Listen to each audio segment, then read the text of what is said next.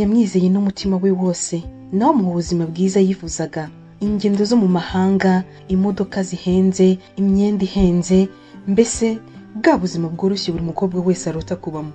Abo ku mbuga nkoranyambaga babitaga icyitegererezo cy'abakundana, abakobwa benshi bagasengera kubona umuhungu umeze nk'uwo, ariko nta n'umwe muri abo wari uzi amabanga ateye ubwoba yari yihishe inyuma y'ubwo butunzi bw'akataraboneka. Nuko haza ijoro rimwe byose byahindutse, ubwo wa musore yaburiwe irengero, akagenda atavuze, yewe atanasize ikimenyetso, nta gusezera, nta bisobanuro cyangwa kuburira. Iryo ni naryo joro ibibazo byatangiye, ndetse bikomeza gukura umunsi ku wundi. None uwo mukobwa ari mu nzu nziza wenyine, akikijwe n'amabanga agenda amusenya umunsi ku munsi. Mbahaye ikaze mwese kuri Ubuzima mu Nkuru TV. Niba waramaze gukora subscribe ndagushimiye cyane, niba kandi utarabikora ntusoze ikiganiro utabikoze. Nge nitwa Mwarimu Fofo, ikaze.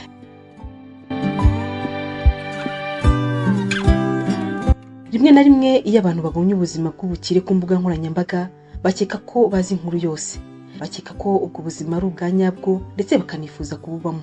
Ariko nyamara hari amabanga akomeye aba yihishe muri ubwo buzima bw'agatangaza. Hari ububabare butagaragara utabasha kwiyumvisha bwihishe nyuma y'ibyo byose bishashagirana. Iyi ni inkuru y'umukobwa wari umukene cyane. We n'umukunzi we babaga mu kazu gato, cyari icyumba gito cyane, igisenge cyaravaga, matora yari ishaje kandi yarabaye nk'urubaho. Rimwe na rimwe baryamaga bashonje, ariko nubwo byari bimeze bityo, yakundaga uwo musore we n'umutima we wose. Ijoro rimwe bombi bari bicaye kuri ya matora, basangira agace gato k'umugati kuko ariko konye bari bashoboye kwigondera. Umukobwa yaramwenyuye maze abwira umusore buhora ati, umunsi umwe tuzabigeraho twembi, tuzasohoka muri ubu buzima. Umukunzi we yarebye mu ikofe ye irimo ubusa, yitsa umutima cyane ati, ndambiwe ubu bukene, imyaka 2 y'imibabaro ndayirambiwe. Ariko umukobwa yaramufitiye icyizere, wihangayika, iminsi myiza izaza. Kandi rwose uwo mukobwa ibyo avugaga byari bivuye ku mutima. Bukeye mu gitondo umuhungu yasohotse mu gace bari batuyemo, agenda mu muhanda, abaturanyi batangira kumuseka. Urukundo ntirwishyura fagitire, urukundo ntirwishyura inzu, bose baramusekaga. Umuhungu yagerageje kumwenyura, ariko imbere mu mutima yari mashira. Murabizi wa mubabaro umugabo agira iyo yumva adashoboye gutunga urugo, ubwo bubare nibwo bwari buri mu mutima we. Mu ijoro ry'uwo munsi byose byarahindutse. Wa musore ubwo yari atashye agenda wenyine mu kayira kuzuyemo umwijima yerekeza mu nzu yari atuyemo, amatara yo ku muhanda agendaga azima yongera yaka. Hari hatuje cyane, nta kintu na kimwe kivuga, maze atungurwa no kumva ijwi rimuhamagara ryavaga mu gicucucucu cyari inyuma ye. Ryaramubajije riti, urashaka amafaranga? Umuhungu yahise ahagarara. Muri uwo mwijima hasohotse umugabo udasanzwe wambaye ikositimu y'umukara ihenze cyane. Uwo mugabo yasaga n'uwiyubashye cyane ku buryo bitajyanye n'aho hantu bari bari. Umuhungu amureba afite ubwoba ati, urinde? Uwo mugabo wihishe muri uwo mwijima, aho kumubwira uwo ari we, yahise akomeza amubwira ati, nshobora guhindura ubuzima bwawe bukaba bwiza. Uwo musore yahise akurikira uwo mugabo mu mwijima atabanje gutekereza kabiri. Nta wundi muntu wari uhari, maze uwo mugabo azamura isakoshi y'umukara ayishyira hasi, arayifungura buhoro. Amaso y'umuhungu yahise akanguka, maze abona ibirundo by'amafaranga, amafaranga menshi atari bwigera abona mu buzima bwe. Uwo mugabo aramureba neza mu maso, maze aramubaza ati, urashaka rwose kuva muri ubwo bukene? Umuhungu ntiyashoboraga no kuvuga, avuga adedemanga ati, aya mafaranga yose n'ayanjye? Umugabo aramwenyura nanone, ariko kumwenyura kwe kwasaga no kudafite ukuri, ahubwo kuzuyemo uburyarya n'uburiganya. Nuko abwira uwo musore ati, ariko buri mugisha ugira igitambo.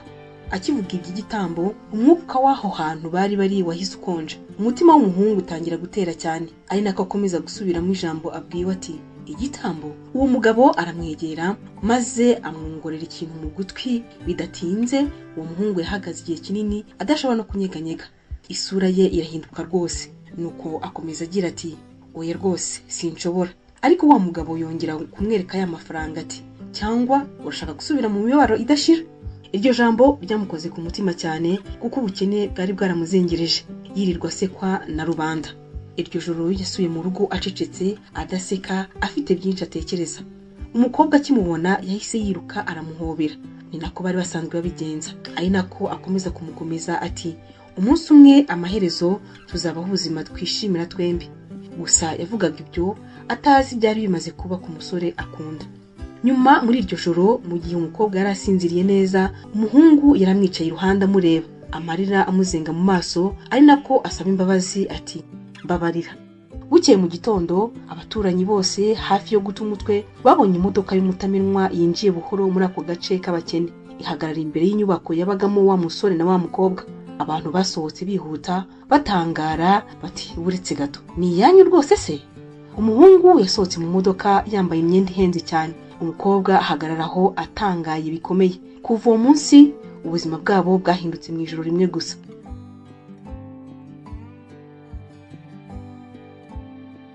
Umuvuduko ubuzima bwabo bwahindutseho wateye abantu ubwoba bwinshi. Umunsi umwe bari bari aho basabiriza ibiryo, bukeye bwaho bukire bubirundaho. Byinshi byatangiye kwibazwa. Umuhungu yatangiye kugurira impano zihenze umukunzi we ubudahagarara, isakoshi z'abanyamideli bakomeye, sheneti za zahabu, amatelefone mashya agezweho n'ibindi byinshi bikorwa n'abafite kashi.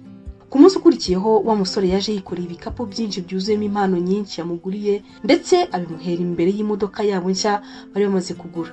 Umukobwa hafi yo gusakuza ati babe, wakuyeho amafaranga yo kugura imodoka nk'iyi? Umuhungu agerageza kumwenyura, ariko ibyuya byari byamurenze. Maze mu kwiyumanganya ati baby wanjye akwiye ubuzima bwiza. Umukobwa nawe aramwizera. Kuki atari kumwizera? Nyuma yo kubabara imyaka yumvaga isumba byose ishubije amasengesho yabo. Muri iyo modoka yafashe amafoto maze ayashyira kuri internet, maze yandikaho ati amaherezo Imana yashubije amasengesho yacu. Abantu kuri internet bahise batangira kubakurikira cyane, ibitekerezo biba byinshi. Bati nifuza urukundo nkuru, Imana izatugezaho ryari, uyu mugabo niwe ukwiye kumbera umugabo, n'ibindi byinshi ariko byiganjemo kwifuza ubuzima bwabo. Ariko nyuma yuko kumwenyura kose, ikintu cy'umwijima cyari kirimo gukuriraho. Muri iryo joro umuhungu yagiye kure gato kwitaba telefone mu ibanga. Akimara kuyitaba, ijwi ku rundi ruhande rivugana ubukonje riti ntiwibagirwe uruhande rwawe rw'amasezerano. Isura y'umuhungu ihita ihinduka, asubiza agira ati ndabizi. Ahagararaho asigara atitira, ari nako yivugisha ati ndasenga ngo ntazabimenye. Ariko ikibabaje, ikiguzi cy'ayo mafaranga cyari cyatangiye kuza. Mu mezi make ubuzima bwabo ntibwari bugishobora kumenyekana. Ubukire bwari bwarabaye ibintu bisanzwe kuri bo. Umuhungu yamujyanye mu maduka y'imitako ihenze, aho abashinzwe umutekano bamufunguriraga imiryango. Umunsi umwe yamwambitse umukufi wa diyama mu ijosi. Umukobwa amwenyura anezerewe ati baby uri uwa mbere. Kuri internet umubano wabo wabaye inzozi za buri muntu. Yajyaga ashyiraho amashusho ya buri kanya, ingeri z'ingendo bakoraga, guhaha cyane, itariki z'urukundo, amahoteli ahenze. Icyo gihe amashusho amwe yarakwirakwiriye cyane. Nyuma yahavugiye ati niba umugabo wawe agukunda azakugenera ibyiza. Amamiliyoni y'abantu barayareba, ariko siko buri bantu bose babaga babishimiye. Bamwe mu nshuti ze za kera batangiye kumuvuga bati uyu mukobwa yagize ubwibone cyane, amafaranga yamuhinduye vuba. Ariko we ntiyabyitagaho, yarabayeho ubuzima bworoshye buri mugore wese arota, cyangwa se niko yibwiraga. Gusa uko umukobwa yabagaho aryohewe n'ubuzima bw'ibishashagirana, buri joro nyuma y'uko asinziriye umuhungu we yicaraga wenyine mu mwijima akarira atekereza byinshi. Ijoro rimwe yafashe umutwe we mu ntoki maze yongera kuvuga buhora ati igihe kiregereje. Hagati aho mu kindi cyumba umukobwa we yarimo afata andi mashusho anezerewe. Umugabo wanjye yahinduye ubuzima bwanjye. Ariko mu gihe amwenyuraga imbere ya kamera, umuhungu we yarebaga mu kirere afite ubwoba mu maso ye, kandi buhoro nkaho yiyanga yakomezaga agira ati ibi nakoze ni ibiki? Uko iminsi yashiraga niko ubutunzi bwabo bwarushagaho kwiyongera. Nyuma yo kuzenguruka isi n'amaduka akomeye bagura ibintu bihenze, wa musore yaje kugura inzu nziza cyane kandi nini, izi bita mansion. Iyi ni inzu y'agatangaza isa n'inzu z'ibyamamare. Umunsi uwo musore ahimfunguza umukunzi we yarongera atungurwa cyane, hafi yo guta ubwenge ati wait, ni yacu se? Umuhungu azunguza umutwe ati yego, ukwiye ubuzima bwiza bubaho kurusha ubundi. Umukobwa yarashakuje kubera ibyishimo, maze ahobera umukunzi we cyane. Imbere muri iyo nzu byose byasaga n'ibidashoboka. Amabuye y'agaciro, amatara manini ahenze, inkuta z'ibirahure, ibikoresho bihenze byose. Yafashe amashusho adahagarara ati Imana yahinduye amateka yanjye rwose. Abantu kuri internet barushagaho kumugirira ishyari. Kuri bo yari gihamya ko imibabaro ishobora gushira mu ijoro rimwe. Ariko imbere mu biro by'umuhungu ukuri kwari kuri kumurya ku mutima. Ijoro rimwe yari yicaye wenyine areba telefone ye afite ubwoba bukomeye. Ubutumwa buraza bugira buti igihe kiregereje. Intoki ze zitangira gutitira. Nzakomeza kubishya ryari, kuko ubukire barimo bishimira butarubwa ubuntu. Kandi vuba cyane umukobwa yaragiye kumenya igiciro giteye ubwoba cyari cyihishe inyuma yabyo. Muri icyo gihe kwamamara kwabo ku mbuga nkoranyambaga kwari gukomeje gufata indi ntera. Abantu bose babakurikiraga buri munsi bakomeje kubatangarira. Buri poste bashyizeho yahitaga ikwirakwira henshi mu kanya nk'ako guhumbya. Abantu bakundaga buri kintu cyose cyaberekezagaho. Imodoka zihenze, ingendo zo mu mahanga, ubuzima bw'akataraboneka, byose babitangazaga ku mbuga nkoranyambaga. Yari yishimye by'ukuri, ariko mu gihe isi yose yashimishwaga n'urukundo rwabo, umusore we yari ari kubabara wenyine mu ibanga. Umugoroba umwe yicaye wenyine mu kindi cyumba areba video z'umukobwa kuri telefone ye. Yamubonaga aseka, ari kwishima yereka abantu impano yahawe. Hanyuma yivugisha yiyongorera ati, icyo nshaka gusa ni ukumubona yishimye. Ibyo yabivuze ababaye cyane kuko yari azi ikimutegereje, kuko uko umukobwa yarushagaho kwishimira ubutunzi niko yarushagaho kwegera ibyago. Iryo joro kandi umukobwa yaryamye akikijwe n'ibikapu bya designers n'amasanduku y'imitako ihenze. Umusore yicaye ku buriri aramureba acecetse buhoro buhoro. Amaso ye yari yatukuye kubera kurira. Ari nakakomeza kwivugisha ati, ibi bizakomeza kugeza ryari? Yasaga n'umuntu utegereje ibyago bikomeye, kandi ikibabaje nuko ibyo byago byari byaratangiye kuza. Ubuzima bwabo kataraboneka bwakomeje gukura kurushaho. Aho umukobwa yajyaga hose abantu baramurebaga. Umunsi umwe yari kugenda muri mall ihenze cyane, abantu bose bagahindukira bakamwitegereza. Yamwenyuye yishimye maze ariyongorera ati, kuva mu mibabaro kugera mu buzima bwiza. Ubuzima bwabo ndetse n'urukundo rwabo byari byaramamaye nk'inkuru y'ibyamamare. Comment kuri poste bashyiragaho zabaga ari nyinshi cyane. Bimwe muri byo byagiraga biti, murinde uyu mugabo uko bishoboka. Iyi relationship nicyo nsengera. Mana yanjye, nanjye igihe cyanjye kizagera ryari?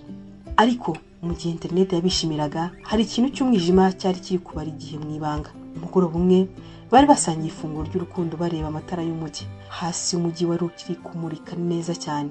Umukobwa afata ikiganza cye gahoro, nishimira kuba ndi uwawe. Umusore amureba igihe kirekire, uri buri kintu kuri njye.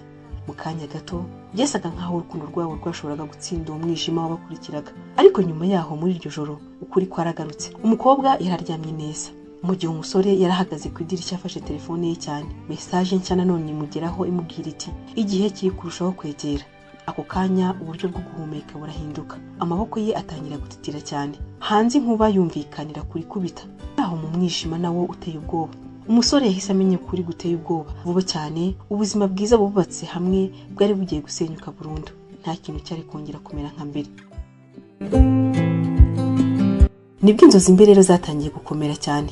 Si inzozi zisanzwe, ni inzozi ahubwo z'umwijima ziteye ubwoba cyane. Buri joro umukobwa yakangukaga yuzuye ibyuya kandi asakuza. Yatangiye kubona ibicucucucu bihagaze iruhande rw'igitanda.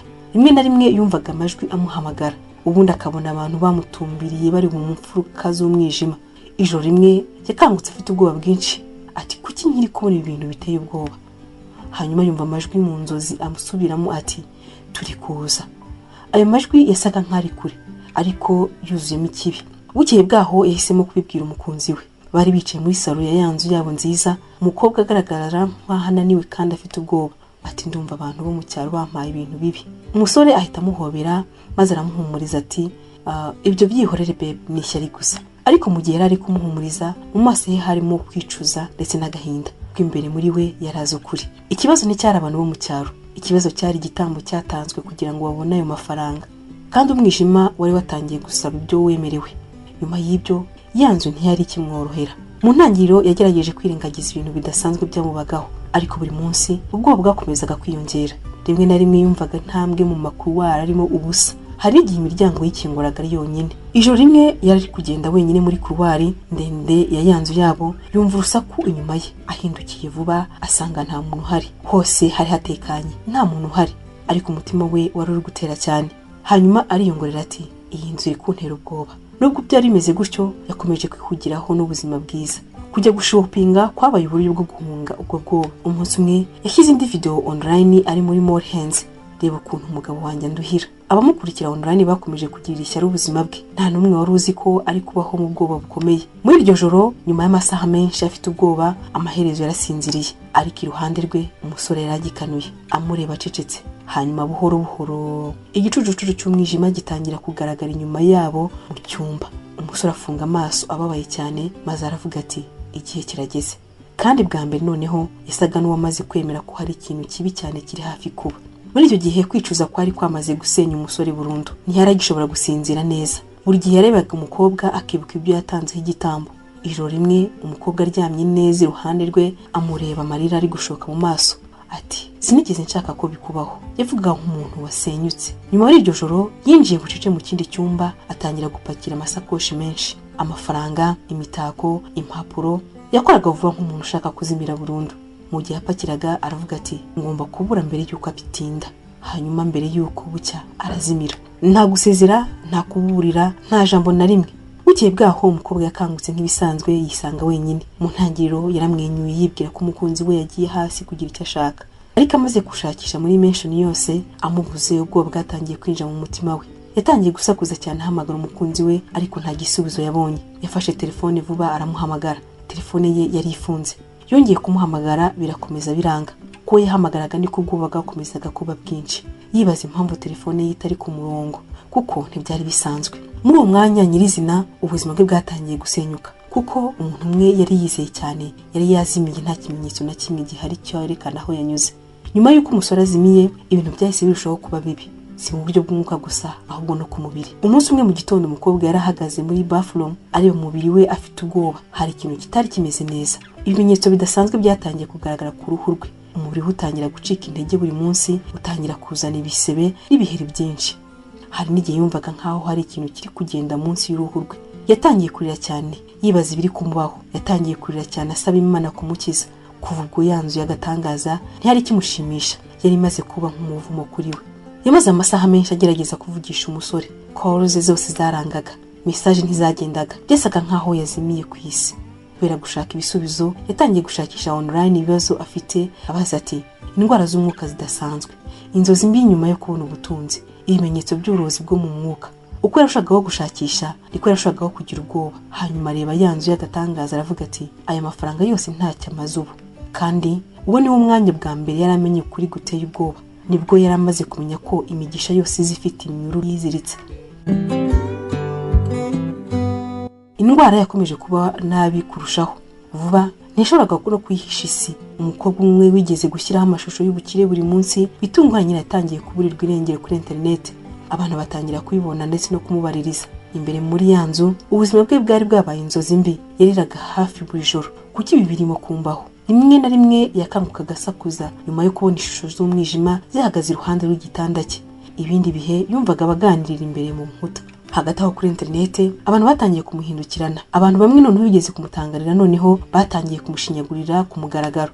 Ubuzima bworoshye buhimbano. Abakobwa bo kuri internet bakwiye kwitonda. Ashobora kuba yarakoresheje uburozi. Ibitekerezo byabaye bibi cyane, byose bimwibasira. Amaherezo yafashe icyemezo cyiza cyo guhagarika gushyiraho buri kintu cyose. Nta mashusho y'ubukire ukundi, nta mafoto y'inseko ukundi, guceceka gusa. Ijoro rimwe mu gihe yasengaga ataye umutwe ku buzima bwe, bitunguranye nyuma ye yumva ukuboko gukonje kumukozeho. Hanyuma haza ijwi rivuye mu gicucucucu rimwongorera gahoro riti igihe cyawe kiregereje. Ahagararaho ako kanya kuko icyo gihe yamenye ko umuvumo wari uwa nyawe. Icyo gihe yari yaratakaje hafi icyizere cyose. Ubukire ntibwongera kugira akamaro. Imodoka, inzu nini, imyenda abanyamideli, nta kintu na kimwe muri byo byashoboraga kumurokora. Ijoro rimwe yicaye afite intege nke mu cyumba cye, afungura telefone ye n'intoki ze zititira. Amaherezo afata umwanzuro wo kubwira isi ukuri, wo kubabwira ibiri kumbaho. Buhoro atangira kwandika ati byose byatangiye mu gihe umukunzi wanjye atungurana akaba umukire mu ijoro rimwe gusa. Yampaye buri kintu cyose, hanyuma aburirwa irengero mu gihe narwaraga. Inkuru ye yakwiye kuri internet hafi ako kanya. Mu masaha make internet yaraturitse. Abantu bamwe bamwizeye ako kanya, abandi bamwita umusazi, arabeshya ngo bamwiteho. Ibi bisa n'indirimbo, ariko abantu bamwe bari bafite impungenge by'ukuri. Nyamuneka hagira umufasha. Uyu mukobwa asa n'uwataye umutwe. Ku munsi ukurikira imbaga y'abantu yakoraniye inyuma y'amarembo yanzuye. Abantu baza basakuza baturutse inyuma. Ari imbere ihute. Bwa mbere mu byumweru byinshi ubufasha bwari buhageze, ariko nta muntu wari witeguye kuri guteye ubwoba ko ari guhisha imbere muri iyo nyubako. Muri abo bantu bari baje kumufasha harimo umugore w'umwuka. Icyo gihe umugore akibona umukobwa, imvugo ye yahise ihinduka ako kanya. Iyi ndwara ntabwo ari isanzwe. Icyumba kiraceceka cyane. Umugore afunga amaso ye gato nk'uwumva ikintu cy'umwijima. Hanyuma yerekana mu cyumba yararagamo, aramubwira ati reba munsi y'igitanda. Buri muntu wari aho yirukiye mu cyumba. Boro basunika igitanda kinini iruhande. Ako kanya umukobwa yahise asakuza. Munsi y'igitanda hari akabindi gatukura kaziritswe cyane n'umugozi. Umugore w'umwuka yaritonze aragafata aragapfundura. Imbere harimo amagufwa, ibintu birimo amaraso, hanyuma n'ifoto y'umukobwa. Icyumba cyose cyahise cyuzura ubwoba. Umukobwa asubira inyuma atitira cyane. Oya, amarira yuzura mu maso ye. Hanyuma umugore aramureba neza maze avuga ukuri abantu batashakaga kumva. Umukunzi wawe yakoresheje amaherezo yawe, icyubahiro cyawe, umubiri wawe n'ahazaza hawe kuri ubu bukire mufite. Umukobwa yahise agwa hasi ako kanya. Amaherezo buri kintu cyose cyagize ubusobanuro, amafaranga, inzozi mbi, indwara, nta kintu na kimwe cyari impanuka. Yari yabaye igitambo igihe cyose. Kugeza ako kanya indwara yari hafi kumurya wese. Umubiri we wari ufite intege nke, ibikomere bidasanzwe byatwikiriye uruhu rwe, kandi dukurikije ko umugore w'umwuka yari yamubwiye, umuvumo wari urimo kumurya buhoro buhoro ari muzima. Umukobwa ararize ata umutwe. Nyamuneka ntabara, sinshaka gupfa. Umugore w'umwuka yitsa umutima cyane ati, hari amahitamo abiri gusa asigaye kuri wowe. Abari aho bose bari bateze amatwi. Nugumana aka kabindi, indwara yawe izagusenya buhoro buhoro. Umukobwa atitira n'ubwoba, ariko niba ukamenye uzakira. Mu isegonda rimwe ikizere kinjiye mu maso ye nanone, ariko umugore ahishura igiciro cya nyuma cyo gukira kwe. Umuvumo nuramuka ukuweho, kunzi wawe azahinduka umusazi, kandi uzatakaza buri kintu cyose. Uzaba umukene nanone kugeza uvuye kuri iyi si. Ako kanya habaye guceceka gukomeye. Umwanzuro wagombaga gufatwa wagombaga guhindura buri kimwe cyose, kugumana ubukire maze ugapfa buhoro buhoro, cyangwa gusenya umuvumo maze ugatakaza ubuzima bworoshye iteka. Umukobwa areba iruhande rwa yanzu, areba ibirimo byose, ibikoresho bihenze, imibereho y'agatangaza, buri kintu cyose yigeze kurota. Hanyuma yibuka ukuntu yarabayeho mu gihe n'umukunzi we bari abakene, ariko nyamara bari bafite amahoro. Yibuka mu gihe yashoboraga gusinzira adafite ubwoba. Yibuka mu gihe urukundo yumvaga ko ari ukuri. Amarira arisuka maze aravuga ati, ndahita mu buzima bwanjye. Hanyuma akoresha imbaraga zose yari asigaje, afata ka kabindi akajanjagura agakubita ku nzu. Ako kanya icyumba kiranyeganyegana nabi cyane, amatara yaraturitse. Urusaku ruteye ubwoba rwumvikana rwomongana muri iyo nzu, ndetse rwambukirana no hanze rugera no mu wundi mujyi, aho umukunzi we yari yaragiye kwihisha. Maze rumugeraho bitunguranye, ahita yikubita hasi hagati mu muhanda. Ahita atangira gusakuza cyane, ari nako ibisazi bitangira kumufata. Amaherezo umuvumo wavuyeho, ubukire nabwo bugenda uko bwaje. Ariko bwa mbere mu gihe kirekire cyane, umukobwa yongeye kwiyumva nkawe, yongeye kugira icyizere cy'ubuzima. Iyo nkuru ikaba yarigishije buri muntu isomo rimwe rikomeye. Ntabwo buri mugisha utunganye turuka ku Mana. Inzira z'ubusamo zimwe zisenya ubuzima iteka. Nahansoreje inkuru yacu y'uyu munsi. Reka mbashimire kuba twatangiranye ndetse tukaba tugejeje ku musozo. Mwaduha ibitekerezo byanyu by'uburyo mwakiriye iyi nkuru, ndetse mukagira inama abifuza ubutunzi bwihutiyeho. Komeze kugira ibihe byiza.